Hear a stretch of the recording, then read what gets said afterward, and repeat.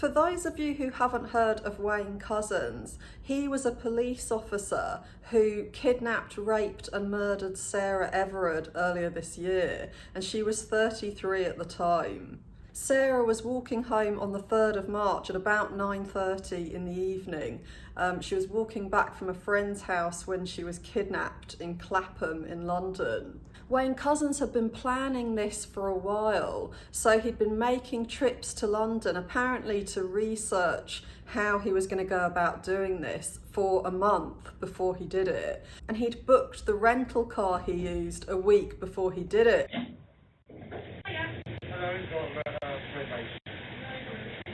Yes, it is. He was seen putting Sarah Everard into handcuffs, and it's thought that he must have pretended he was arresting her. And the way he would have done it, apparently, was to say that she was breaking the lockdown rules for COVID. Maybe she wasn't supposed to be walking at that time of night, or she wasn't supposed to have gone to a friend's house. At some point in the journey, Sarah would have realised that she wasn't going to a police station. She hadn't actually been arrested because the journey went on for hours, and she was taken to a place near Deal. And at that point, Wayne Couzens changed cars. So he took her out of that car and put her into his own car. And after that, he raped and murdered her. There were a couple of things that sort of jumped out at me, apart from obviously the whole horror of the situation. I mean, the whole thing is just really shocking. But there were a couple of things that jumped out at me. One of them was that he tried to get his sentence reduced, because he owned up and said what he'd done, and said, he was doing that so he'd therefore saved her parents from more trauma of going through a court case. He thought that this meant that he was going to get a reduced sentence, and that can be the case, but he was a police officer, and so he's got a whole life sentence, because of what a huge betrayal this is for the public. And I thought it was just interesting how he still thought, despite this huge betrayal, I mean, he even murdered her with his police belt. But he thought that people would think, oh, well, that was nice of him. At least he did that. Okay, let's give him a bit less of a jail sentence. And the other thing that jumped out at me was the fact that when he hired the rental car, he used his real name. Yeah. 07. And now you put me under pressure now. 07714 418 001. He also used his real phone number, and he also dumped her body on land that was right next to his land that he owned. And so you'd kind of think, okay, well, using a different car, well, that makes sense because it's going to be harder to track that back to you, if you want to do this really carefully and not get caught. But the fact that he used his real name means that he wasn't protecting himself at all. So why not? If he spent a month planning this out and he took the trouble of renting a car, why would he then give himself away by using his real name? And I think that the reason is that he only rented the car so that it would look real to Sarah Everard, although he didn't know her. He was just looking for a lone woman to rape and murder. But whoever it was needed to believe he really was a police officer and that he was doing his job and this was a real arrest. Apparently he did this because it looked more like a car that a policeman would have. It was in much better condition and much cleaner than his car. That's the only reason why he rented the car. This is him giving a wild excuse as to why he kidnapped Sarah Everard. I'm here to talk to you about Sarah. I'm going to show you a picture. Do you know Sarah? I don't know. So, would you like to... Do you know where Sarah is? No. No? Okay. Have you ever personally met her? No, not personally, no. Have you had any interactions with her at all? No, why would I have personal interactions with her? Have a good think about it and tell us anything you can about whether or not you're time. Okay, well, I am in financial shit, and I've been lent on by I don't know who they are. They're a group, a gang, whatever, and they told me, right, I need to go and pick up girls and give them to them. It then came through that they're going to harm my family, take them away, and they'll use them instead. At that point I had no option to try and find somebody. He's saying that he didn't pay for a prostitute, and so as a result this gang came after him and said he needed to provide them with a sex slave.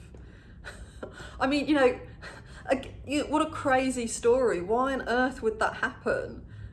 It's just a ludicrous story, and the fact that he thought that that was going to convince people, presumably he must have thought of this story before and was ready with it.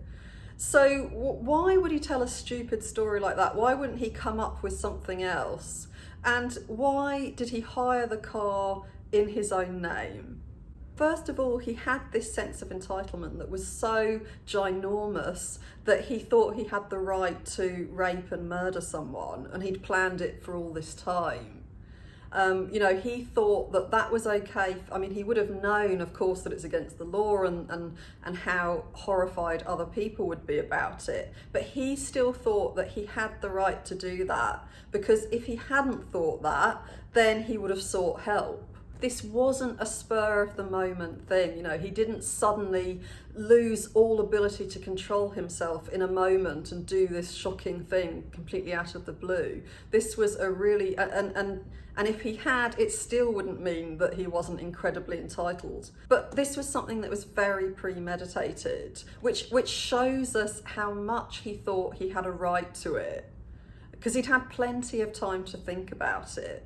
And arrogance is the only reasonable explanation, I think, for why he was so easy to catch. That he was so sure that no one would come looking for him. He was so arrogant that he believed his mask was completely watertight, because it had fooled people so far. There he was, married with kids, he was working for the police, so they thought that he was a trustworthy citizen, responsible guy and with morals, presumably, and he had lived his life this far with people generally believing that he was a normal person. The only other explanation is that he didn't want to fool anyone and he was happy to go to jail for this. And that's clearly not the case, because otherwise he wouldn't have made up this crazy story.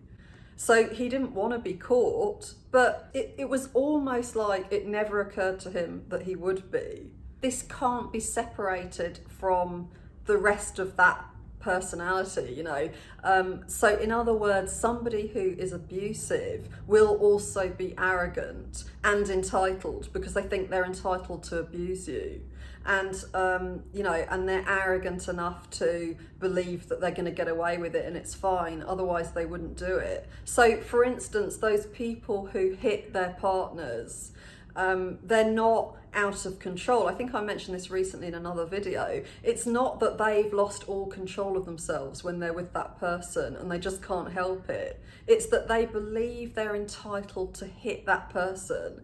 And we know that because they don't hit random people in the street. If they lose their temper with somebody else in public, they're not going to suddenly hit them. And when I say that, I'm talking about the majority of them. Obviously you do get those people who do hit complete strangers, but the vast majority don't, because they can control themselves, but they think that they're entitled to behave like that at home with this person. You might doubt yourself. You might think, well, this person is so sure of themselves. I mean, why would they be this confident that I'm in the wrong if there wasn't a reason for it? I must be in the wrong without realising it. You can find yourself falling into that pattern when you're around these types of people, of doubting yourself. But if you remember that this goes with the territory, these people will be arrogant. So they will come across as really sure of themselves and really confident in what they're saying. But that doesn't mean that there's any truth to it. It doesn't mean that you're in the wrong at all. It means that it's most likely that when they're in the wrong, they're not going to recognise it. They're going to think that they have a right to be acting like that. So if you go on what somebody else seems to think, how sure they seem to be, then when you come across somebody who's abusive, you are, you're buying into their own delusions and you're leaving yourself behind in favour of things that are completely irrational. So I think it can be good when someone's next abusive towards you to think to yourself, okay, the kind of person who would behave like this is the kind of person who's going to think that they're entitled to do things that most people don't think they're entitled to do. And they're going to be arrogant enough to think that they'll get away with it and they won't be questioned for it. So if they seem sure of themselves, that doesn't mean in the slightest that this is about me. So I'm going to leave it here. If you haven't subscribed, please subscribe and I'll see you in the next video. That is one tiny eggshell.